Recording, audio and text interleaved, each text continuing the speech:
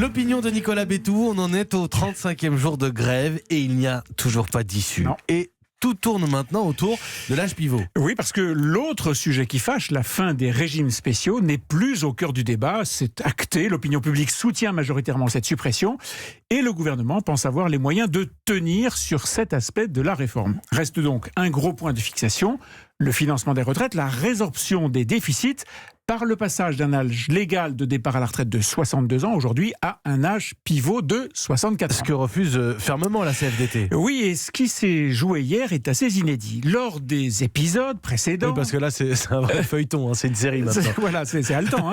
Lors des précédents épisodes, donc, le leader de la CFDT, Laurent Berger, avait exigé la suppression de l'âge pivot, mais il avait accepté pour la première fois de parler aussi financement des retraites. Par exemple, dans le cadre d'une grande conférence. C'est un truc très français, ça, la grande conférence. On appelle ça parfois un Grenelle. Oui, ça permet en général de repousser les problèmes dans le temps. En tout cas, décidé à se montrer ouvert, le Premier ministre avait écarté les bras, affiché son plus grand sourire et dit « OK » à la grande conférence. Et tout le monde d'en conclure que les événements prenaient une tournure nouvelle, que Laurent Berger avait fait un pas, qu'Édouard Philippe en avait fait un autre à son tour. La porte du compromis s'entrouvrait, tout pouvait se passer. Sauf que le Premier ministre s'est fait immédiatement claquer cette porte sur les doigts. Pas de compromis sans retrait préalable de l'âge pivot, a cinglé hier la CFDT. Et le Premier ministre ne bougera pas ? Cet âge, c'est devenu le symbole de la réforme, donc du réformisme du gouvernement. S'il lâche là-dessus, c'en est fini de l'ambition de transformation du pays par cette majorité. Et qu'en pense Emmanuel Macron ?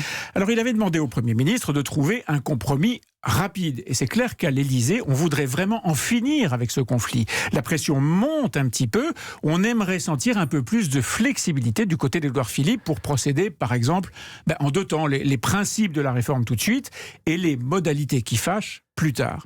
Voyez-vous, c'est la première fois depuis le début de la bataille sur les retraites qu'on peut glisser un peu plus qu'une feuille de papier à cigarette entre les deux hommes. C'est donc un moment très important dans cette crise sociale, à surveiller de près, car c'est toujours ce genre de désynchronisation entre le président et son Premier ministre qui peut déboucher sur une reculade du pouvoir. Bon, ça n'est pas inéluctable, mais lorsque ça se produit, ça laisse forcément des traces entre les deux têtes de l'exécutif.